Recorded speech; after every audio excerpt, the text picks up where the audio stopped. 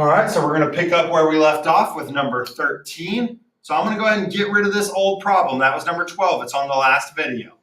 Because I still need this same equation, and I still need this same piece, a sub 1. And this time they gave me a sub 10. So I work it just the same way. I've got a sub 10 on the left side. We're looking for that a sub 1, so I don't know it yet. My n value, I've already plugged it in. It's 10 in this case, minus 1, and then my common difference is 100. So we're going up real quickly, or down. But I don't need to leave this a sub 10 over here. Because the problem told me what a sub 10 was. It told me it was 893. Well, now I plug this entire portion into the calculator. 893 equals a sub 1. This is going to be a 9 times a 100, so it's going to be a positive 900. Didn't have to do that one after all. And now I solve for a sub 1. Minus 900, minus 900. Those are going to cancel. What I get on the left-hand side is a negative 7 equals a sub 1. And now I'm ready to plug this into the formula. A sub n equals negative 7 plus n minus 1. And then our common ratio was 100. I do parentheses. This program obviously does times 100s. Well, let's look at the times 100 part first. That already takes b and c out of the equation. They have negative 100s. Now we're just looking for the one with a negative 7, and there it is. Our answer should have been D. On to number 14, and now we get into geometric, okay? About half the test is arithmetic, and about half is geometric. A little couple more arithmetic, but the first 3 problems were just identifying, so those didn't count towards those first 13. Given the recursive formula for the geometric sequence, find the first 5 terms. I don't want to use that recursive formula every time. I'm sorry, that just takes a long time to compute this out. I'm looking right here and I'm saying, okay, my first term is 4. Well, I already got my answer, but don't bank on that on the test, okay? What I need to know is, what of these numbers do I need to use? I got my first term, but if I look on my skill or on my sheet, I look and say, okay, recursive is what it said it used. Well, my R should be whatever's multiplying by this weird thing, okay? And in this case, my R is right here. It's whatever's multiplying by that a sub n minus 1 piece. So that means every step of the way, I need to multiply by 5. What that would give me is a 20. If I did one more step just to be safe, times 5 should give me 100. And we see that C is our answer. Same thing for 15. We got our first term is a negative 1. Okay, they gave us that.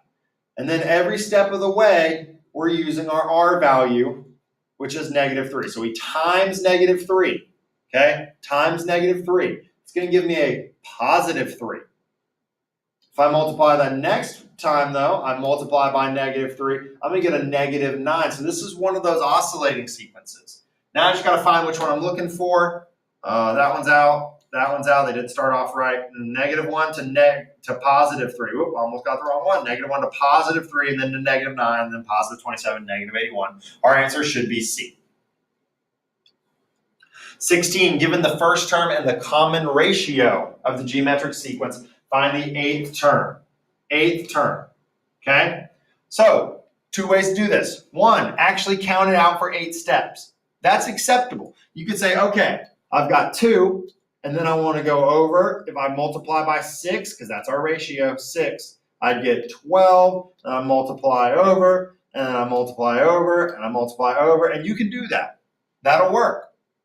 That's not the most time-saving way to do it, and it's also not the most accurate way to do it. The best way to do this is to use our formula. Our explicit formula, because we're doing geometric now, explicit formula will tell us any sequence we want to find, or any single term in a sequence that we want to find. And we want a sub 8. So I've got this formula I'm going to use right here. Kind of trying to draw my mouse over a little bit. That's our explicit geometric formula.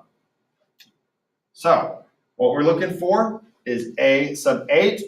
And that means we're doing a sub 1 times our ratio. So I can actually fill those pieces in. Don't need to write a sub 1. I can write a sub 1 as 2 times our ratio raised to the n minus 1 power. Well, n was 8, so we're doing 8 minus 1 power. And that entire thing can go in the calculator as long as you're careful with it. 2 times 6 raised to the 8 minus 1 power. And we see that our answer is 559,872. Big number, but there it is. Guys, if you're just guessing on these problems, that's why this is a decent set of answers, because this one seems outlandish. No one's ever going to pick this one if they have no idea how to do the problem. They're going to pick one of these other answers that makes sense, okay? But this is actually our answer. For the next one, we're doing the same thing. We have a sub 8 equals, our a sub 1 was 4, and our ratio was -2. Notice the parentheses. Anytime I'm raising a negative number to a power, I write some parentheses. The 8 minus 1 power. So I toss that in the calculator. Let me see it. I've got 4 times -2 raised to the 8 minus 1 power. -512. Ooh, look at that one. Close. Not right. -512. Number 18. These are some of the tougher problems, okay? They're very similar to the ones we did with our geometric ones, or with our arithmetic ones. These are the geometric ones, okay? So if we want to find this explicit formula, we know that that is a sub n equals a sub 1 times r raised to the n minus 1 power, okay? So if we want to do this the right way, something like number 20 where it's just the second power, it might be easier to backtrack. But this is a to the 4th power, and that's starting to get a little bit fishy if you're going to try to backtrack that many steps. You're going to try to divide that many steps out, okay? So I'm going to plug it in just like I did on the last problems that were like this. My a sub 4, which I'll replace in a second, equals a sub 1, which I don't know, times r, and then I know that it should be n, which is 4, minus 1. Once again, like I said, I'm going to replace this a sub 4 because I actually know what it is. I know the numerical value. It's 54. When I work this problem out, I get 54 equals a sub 1 times this right here. Throw it in the calculator if you're not sure about it. What it is it's 3 raised to the 3rd power, because 4 minus 1 is 3, so 3 raised to the 3rd power, which should be 27. Okay? Well, this is multiplication. So how I undo that is I have to divide. Divide by 27, divide by 27, those cancel. I get that 2 equals a sub 1. Now we're almost done. All we have to do is take it and plug it back into this formula. So our final answer is a sub n equals 2, and then our common ratio was 3, and then we have the n to the 1 power. Ends up being answer A. Let's do this number 19 the same way. We've got a sub n equals a sub 1 times r to the n minus 1 power. And we're going to plug our information in. Again, I know that I'm going to use a sub 3 here. A sub 3 is just 36. Then I'm multiplying it by a sub 1 times r, which is 3. And then my n that I used was that a sub 3, so it's 3 minus 1. So I have 36 minus a sub 1 times 3 squared. Well, I know 3 squared is just 9. So what I've got is multiplied by 9. And to undo that multiplication, I use division. Divide by 9, divide by 9.